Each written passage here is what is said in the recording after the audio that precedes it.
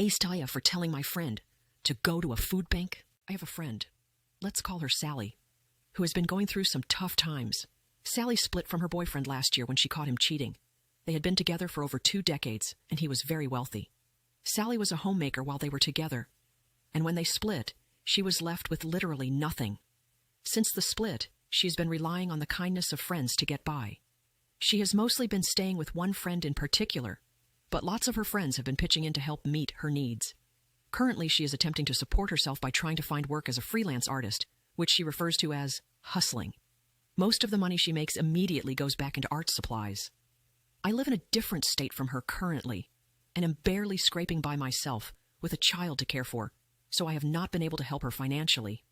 Instead, I just try to be a sympathetic ear for her to vent to, and I've let her know that I don't mind her venting to me.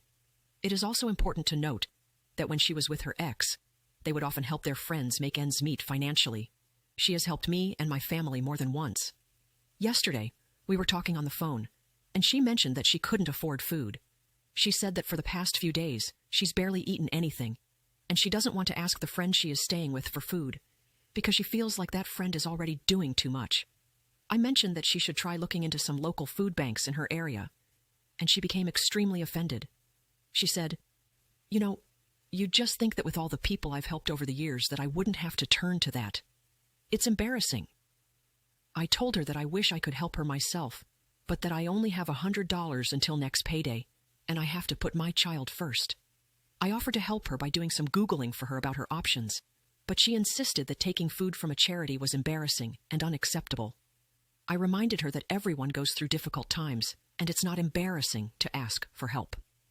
I asked her if she looked down on her friends who had needed help over the years, and she said that she didn't, but that she just wasn't used to being the person in need. She then ended the call, saying she needed to get back to work, and I get the feeling that I offended her. So Reddit, AITA,